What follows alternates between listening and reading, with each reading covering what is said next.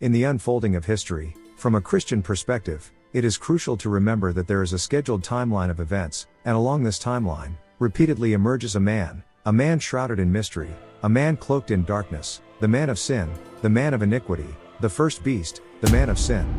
As we live our lives each day and approach the end times, it becomes increasingly evident that we are not mere passive spectators but active participants in a narrative of epic proportions. We are living in the last days, warned by the Bible, we are living in the last days. The Bible speaks of the notion that the world is at a crossroads, not a cliché, but a stark reality for those who view the world through the lens of the Bible. The clock of history is not just marking time, it is pulsating with the heartbeats of prophetic fulfillment. Every tick, every beat is a step closer to the arrival of a meticulously scripted conclusion by the divine. We are not talking about a light and fanciful invention tonight, we are talking about the ticking of the clock and the turn of the calendar, and the years inexorably, relentlessly, and unstoppably moving toward the arrival of this man of sin, the first beast, the ungodly, the Antichrist in person. In the midst of this grand narrative, we find ourselves grappling with a topic of unsettling gravity.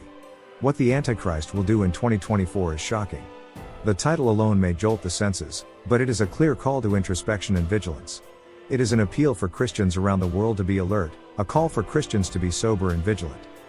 Today's sermon serves two purposes. First, to alert you to the very real presence of the spirit of the Antichrist in our world, and second, to shed light on how this spirit is setting the stage for potentially surprising events in 2024. We are at a crucial point in history where darkness and deception are increasing.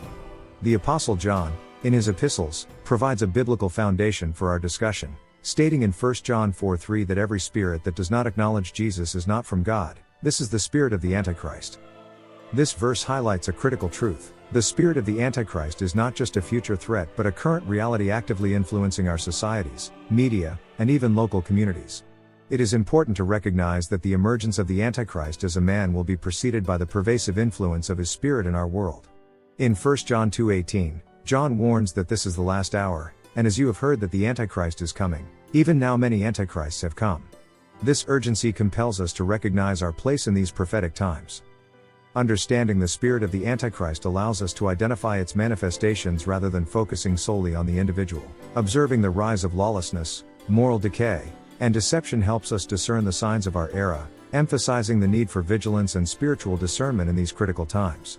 What the spirit of the Antichrist will do in 2024, essentially, is a continuation of what it has been doing since the beginning of the last hour, as warned by the Apostle John. Speaking of this as a continuation, the first topic we will explore today is not exactly something the Antichrist will do, but something we, as believers, should be aware of. The role of political instability in the fulfillment of prophecy. The current global landscape, marked by significant political tensions and upheavals, is not merely a coincidence but a crucial piece in the prophetic puzzle. This atmosphere of instability and disorder sets the stage for the emergence of the Antichrist, leading to the arrival of the Antichrist. The world will be in a very similar state to what it is today, a divided world, much like the world we see today.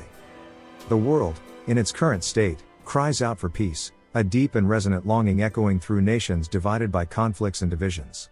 This universal cry is for peace, and the conditions we are witnessing are precisely the conditions that could pave the way for the Antichrist, prophesied to emerge as a false beacon of peace. In the Bible, Daniel 8:25 predicts, "And by his cunning, he shall make deceit prosper under his hand, and in his own mind, he shall become great. Without warning, he shall destroy many. And he shall even rise up against the Prince of Princes. But he shall be broken, and not by human hand." This passage vividly portrays the deceptive nature of the Antichrist, using peace as a disguise for his true intentions. Another biblical verse supporting the claim that the Antichrist will emerge as a figure initially appearing to bring peace is found in 1 Thessalonians 5:3, "For when they say, peace and safety, then sudden destruction comes upon them, as labor pains upon a pregnant woman. And they shall not escape." In 1 Thessalonians 5, Paul explores the concept of the day of the Lord, a term that biblically signifies the moment when God will execute judgment on an unbelieving world. This crucial event follows the rapture, a moment described in 1 Thessalonians 4:15-17, where all Christians are bodily caught up by Christ, leaving the earth behind. The onset of the day of the Lord will be unexpected for those who do not believe. They will perceive the world as being in a state of peace and safety, but this tranquility will be abruptly interrupted, just as the pains of childbirth suddenly seize a pregnant woman during the early stages of the tribulation, a period of trials and tribulations after the rapture. Unbelievers will be lulled into a false sense of peace and security. However, this period of calm will prove fleeting and deceptive. In Daniel 9:27, the scriptures speak of a peace treaty, indicating an agreement that will be forged by the Antichrist and then broken halfway through the tribulation period. This aligns with the biblical narrative that Israel will experience a sense of security and peace at the beginning of the day of the Lord. However, this period of tranquility will be disrupted as the events of the tribulation unfold, revealing the temporary and deceptive nature of this peace agreement. The rise to power of the Antichrist will be marked by his portrayal as a man of peace, a charismatic leader emerging from the chaos of global turmoil, offering solutions to the world's myriad problems, enticing many with promises of stability and harmony. The one thing the world is crying out for now is peace. I am not saying, even for a moment, that the Antichrist will come in 2024. The truth is that I do not know when he will come. However, my point is simple: to urge you to observe the desperate need and calls for peace in the world, and also examine the biblical description of how the Antichrist will emerge as a man of peace. Sometimes, I wonder how the Antichrist will unite the world in peace and make it accept him alone as its leader. The fact that the world will unite under the leadership of this single man should reveal several things, one of which is the level of deception and the sheer power of the Antichrist's deception. At what point in history has all of humanity heard and obeyed the rule of one man? At what point in history has the world united in peace under the rule of one man? At what point in history has the world considered one man as God? At what point in history have people set aside their social and political ideologies to follow one man? At what point in history has all of humanity abandoned their religious beliefs to worship one man? At what point in history has the entire world been compelled to bear a mark or symbol as a sign of loyalty to a single leader? At what point in history has there been such a tightly controlled global economic system that buying and selling are impossible without loyalty to a ruler? At what point in history has a leader been able to perform miraculous signs and wonders on such a large scale that they deceive nations? At what point in history has a single political figure managed to broker peace in the Middle East, especially between Israel and its neighbors? At what point in history has a leader risen with such charisma and authority that his dominion was accepted across diverse and often conflicting cultural borders? The Bible tells us when this will happen in history, and it is in Revelation 13. We vastly underestimate the sheer and absolute supernatural deception that will occur during the rise of the Antichrist. What he will do will be nothing short of supernatural. It will not be a natural accomplishment, but we know that he won't achieve this naturally because we know he receives his power from the dragon and is energized by the gates of hell itself, as prophesied in 1 Thessalonians 5:3, for when they say peace and security, then sudden destruction comes upon them as labor pains upon a pregnant woman, and they will not escape. The false security offered by the Antichrist, ultimately, will lead to greater destruction, as his reign will be characterized by oppression and deceit. The second element you need to observe is the eyes of the beast. When I mention the eyes of the beast, I am referring to global surveillance and control by the Antichrist. The rapid advancement of technology, especially in fields like artificial intelligence, AI, facial recognition, and global tracking systems, is shaping the world in profound ways. While these technologies promise innovation and efficiency, they also present potential tools for control and surveillance that could be used in the pursuit of dominion by the Antichrist. Never in human history has it been so easy to introduce and implement the mark of the beast. Artificial intelligence has evolved from a niche scientific pursuit to a cornerstone of modern society. AI systems can process and analyze data on an unprecedented scale, making them invaluable for everything from economic forecasting to healthcare.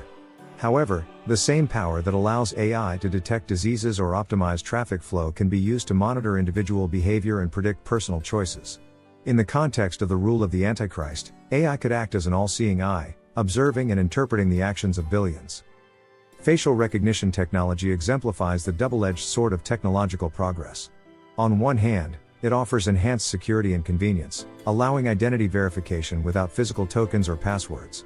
On the other hand, when used in public surveillance, it grants the ability to track individuals. This may shock you, but cameras can now identify people by their walking patterns, a process known as gait recognition. Gait recognition is a type of biometric identification that analyzes an individual's unique way of walking. This technology utilizes advanced algorithms and camera images to detect and analyze specific movement patterns, body shapes, and walking styles.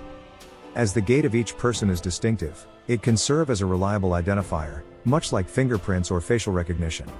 Gait recognition is particularly useful in surveillance and security as it can identify individuals from a distance, even in low-quality images where other biometric data, such as facial features, may not be clear. This technology is increasingly being used in various security systems for monitoring and identification purposes. In 2024, be attentive to the infrastructure for technology that could be used by the Antichrist to benefit his system.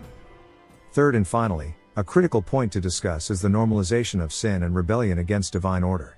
This aspect is crucial to understanding how the spirit of the Antichrist operates and prepares the world for its ultimate deception and departure from divine truths. As we approach 2024, we witness a deeply concerning societal shift. Behaviors and attitudes once considered sinful or morally questionable are becoming increasingly normalized. This paradigm shift is not just a social evolution, it is essentially a strategic maneuver by the spirit of the Antichrist to erode the foundations of divine principles and biblical teachings. The normalization of sin manifests in various forms, from the media we consume to the laws and policies enacted. Entertainment often glamorizes lifestyles and choices that directly contradict biblical teachings, subtly influencing public opinion and desensitizing viewers to sin. Laws and social norms are moving further away from biblical values, promoting and even celebrating actions explicitly condemned in scriptures. This societal acceptance of sin under the guise of progress and enlightenment is a feature of the influence of the Antichrist. Furthermore, this normalization extends to a general rebellion against divine order. Divine order, as outlined in the Bible, delineates a way of life and a moral code designed for our well-being and spiritual health. However, under the pretext of freedom and personal rights, there is a growing trend to reject this divine order. This strategic maneuver to normalize sin and rebellion is not just about changing social norms, it is about changing hearts and minds. It is about directing humanity away from dependence on God and His Word to a reliance on human wisdom and desires, eroding the distinction between right and wrong. The Antichrist paves the way for a greater departure from divine truth. When sin is no longer recognized as sin, the world becomes ripe for the false promises and solutions of the Antichrist. In the context of 2024, as prophesied and interpreted from biblical eschatology, this normalization may reach new heights. The influence of the Antichrist may intensify, leading to a world where biblical truths are not just ignored but actively contested. The sermon must, therefore, appeal for vigilance and a renewed commitment to biblical truths. It should urge believers to stand firm in their faith, discern the times, and resist the subtle yet powerful tide of normalization that seeks to lead us away from God's path. In conclusion, the normalization of sin and rebellion against divine order is a significant sign of the Antichrist's work in preparing the world for its prophetic role in end-time events. Recognizing and addressing this trend is crucial for believers as they seek to navigate these challenging times, maintaining their faith and testimony in a world that is increasingly moving away from biblical principles.